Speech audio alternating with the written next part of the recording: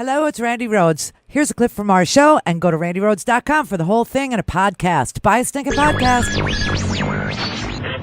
Mary had a little man. The fault. We believe that all men are created equal. To the magnificent mosaic that is America. From radio beacon to radio beacon. I have a dream today. Change has come to America. Believe me. Knock, knock. Who's there? It's a figment of your imagination. Randi Rhodes Show. Turn up your mind. Last night I was told by the owner of Red Hen in Lexington, Virginia to leave because I work for President Trump, and I politely left. Her actions say far more about her than about me. I always do my best to treat people, including those I disagree with, respectfully, and will continue to do so. As you can imagine, Fred, the Yelp reviews for the Red Hen in Virginia are very political right now. Jokes aside, though, we should point out that this is only the latest instance that we've seen a Trump administration official have a hard time while going out to eat this week. We saw reports that Stephen Miller was heckled as he was trying to eat at a Mexican restaurant, and we've seen video of the Secretary of the Department of Homeland Security getting booed out of a restaurant here in D.C., also a Mexican restaurant, as a result of the Trump administration's immigration policy. Well, I got to say, I'm all about the shun and shame. I'm all about that. I have been saying this for a very, very long time. There are, few places that have laws that say that you have to serve somebody that you disagree with politically. I mean, you can't, unless you're Masterpiece Cake Shop, discriminate against somebody because of their sexual orientation or because of their gender or religion. But I'm not aware of, any law that expressly prohibits a business from refusing service to a customer because they are heinous, and despise.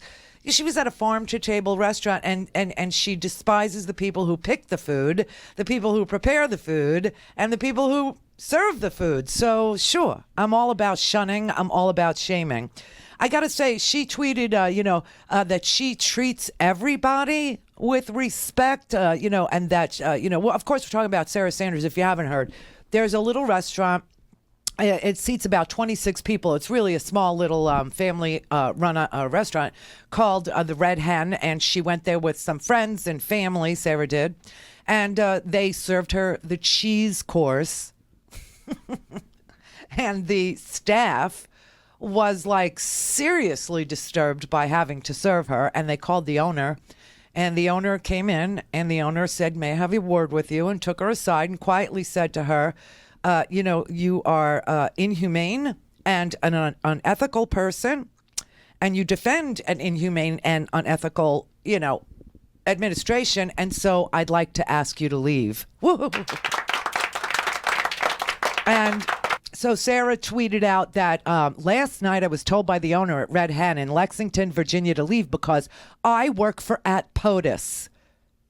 At POTUS? What about at Real Donald Trump, where he does the majority of his tweeting? Yeah. And I politely left. Her actions say far more about her than about me. I always do my best to treat people, including those I disagree with, respectfully, and will continue to do so. Didn't she tell Jim Acosta he couldn't understand small, short sentences? I mean, she is so snide and nasty, and by the way, I don't know if lying and blaming others and denying due process, when you are the leader of the free world who has taken an oath to execute the laws of the United States, faithfully execute the laws of the United States, is respectful to anybody at any time, anywhere in this country.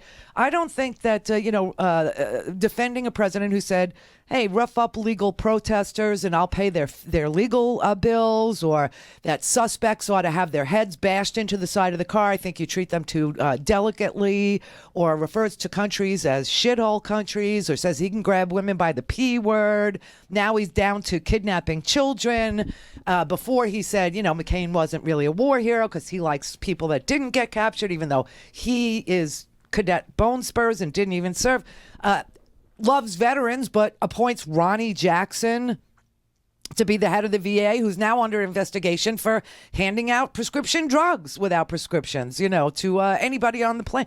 He attacks the courts. He attacked Judge Curiel because his family came from Mexico, and so he couldn't sit in judgment of the Trump University fraud case, which he lost because it was a fraud. I mean, I can't tell the difference between Honduran mothers and MS-13 who are tattooed from head to toe. Can't tell the difference. Calls them invading infestors. Honest to God, where is the... I think that ship has sailed, Sarah, about being able to claim the moral high ground here. I think that ship has sailed. But might I suggest Masterpiece Cake Shop for your, dining pleasure, since they will obviously have time for you because they deny so many people service based on their sexual orientation, that I'm sure they have time to take your order, which I hope is for a nice going away party cake.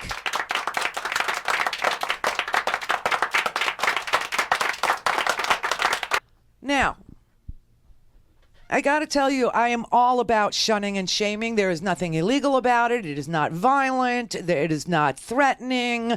And by shunning, I mean, if you actually, everybody's like, how do I talk to a Trump supporter? The answer now is you don't. You shun them. You put your hand up and you say, I'm sorry. You have officially been shunned. You avoid them. You ignore them. You shun them. And shaming them looks a little like this, okay?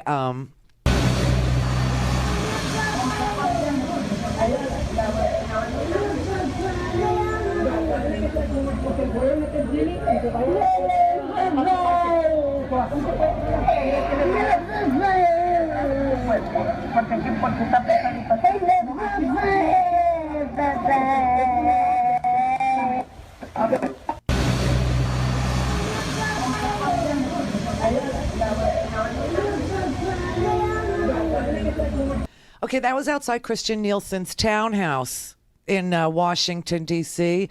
That's called shaming.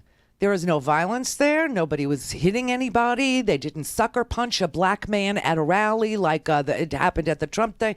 This is quietly shaming people, okay? And I'm all for it. I'm all for it. If protest becomes something that is distasteful or causes pundits to sit on the TV and say, oh, they're taking the low road. I'm sorry, but I think peaceful protest is taking the high road. And I am all for shunning and shaming. There are very, very few federal laws. I think there are some in the Virgin Islands that prohibit you from refusing service to somebody based on their political affiliation or ideology. Also, I think Seattle, the city of Seattle has an ordinance, and also D.C. has an ordinance that does prohibit from, refusing service because of your political affiliate, but no place else. So feel free, everybody. Feel free. I will tell you, the Supreme Court is not going to take up the case of a florist who refused to serve gay people, because the only reason why they decided the Masterpiece Cake Shop in the favor of Masterpiece Cake Shop was because they said that the Colorado Civil Rights Division was rude to the Masterpiece Cake Shop owner.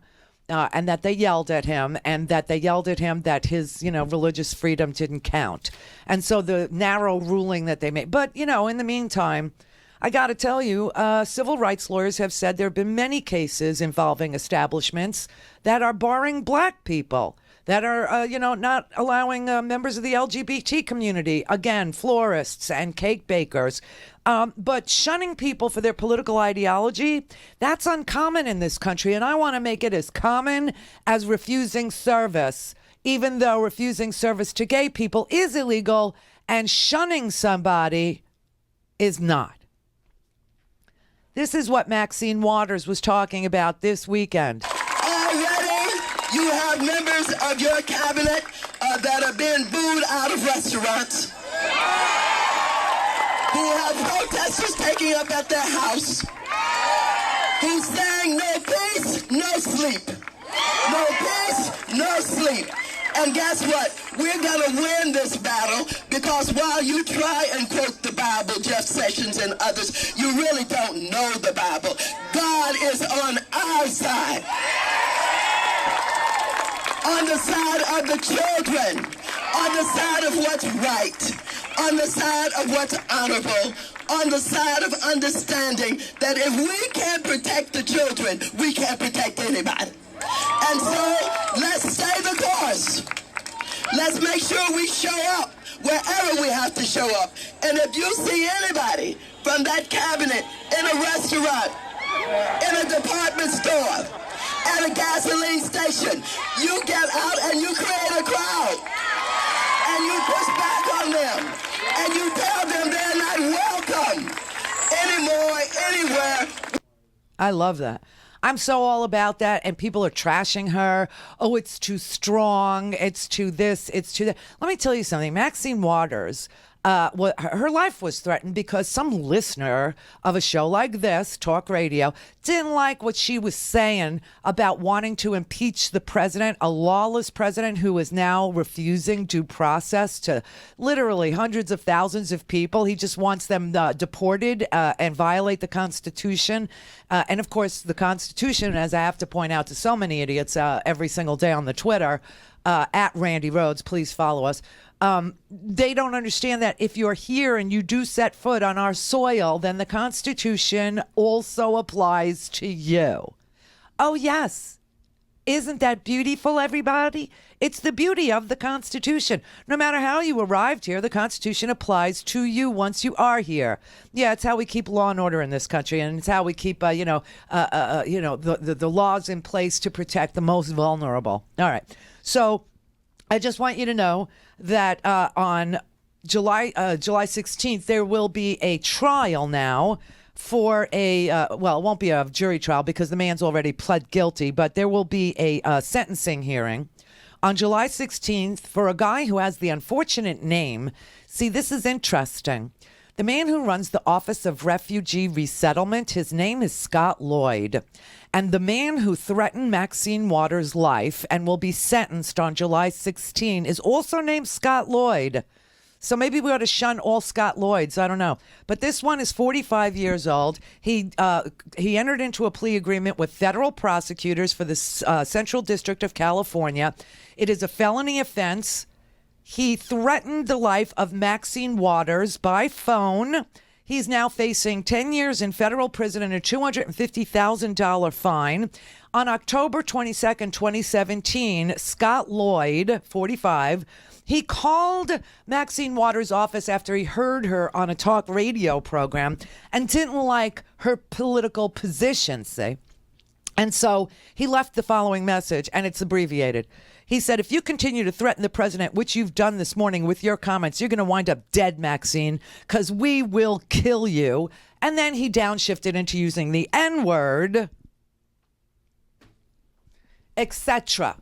And even in light of all this, she's still putting herself out there and saying, shun these people, shun them and shame them, and make them feel unwelcome. Any member of the cabinet who supports this lawless president, who supports camps, now the Navy is going to erect what they have actually described as temporary and austere camps. This is a very sick situation we find ourselves in, and I like the nonviolent protest. I'm all about it. And shunning and shaming works for me. I've been hashtagging shun and shame for a long time already. For a long time. It's the tried and true, road-tested, biblical thing to do. Hashtag shun and shame. I'm all about it. I mean, the amount of vitriol that this right wing has brought to this country, and this is peaceful, and it's literally quiet. Go to RandiRhodes.com for the whole thing and a podcast. Buy a stinking podcast.